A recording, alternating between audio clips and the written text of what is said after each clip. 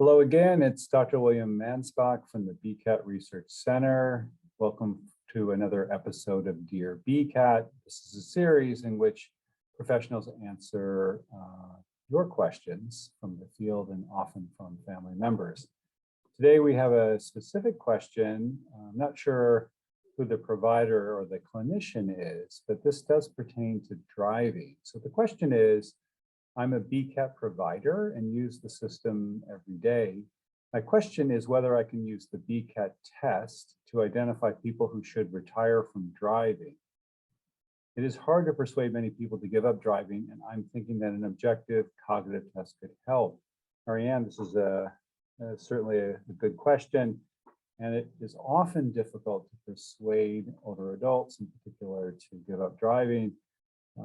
Partly because of the practical aspects of driving, but also the symbolic ones, driving being associated with independence, and not just as a psychological construct, but frankly, it is emblematic of independence. So there are specific data and findings that might be helpful for you. And so I guess the first thing that I would say is you could use the foundational BCAT test, the 0 to 50 point scale.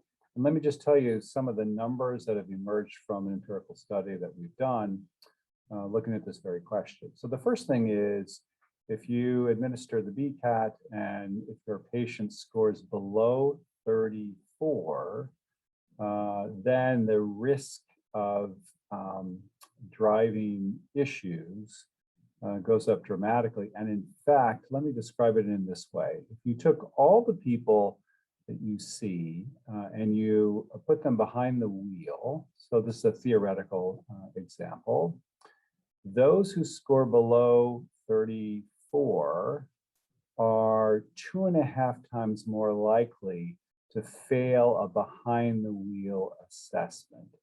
So it's a 2.5x increased risk. So you could think about it this way. The threshold or cut score for considering driving retirement is probably 34. Scores below that would indicate that the question should really be raised as to whether or not one should give up driving. So that's sort of one thing.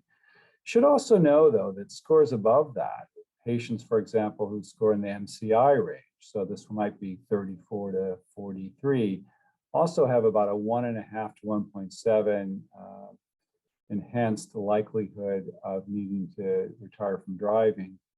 That said, that cut score of 34 is pretty reliable. Now, one thing that may help you in addition to the BCAT is there is a driving questionnaire in the set of tools, the self-assessment tools on the BCAT website.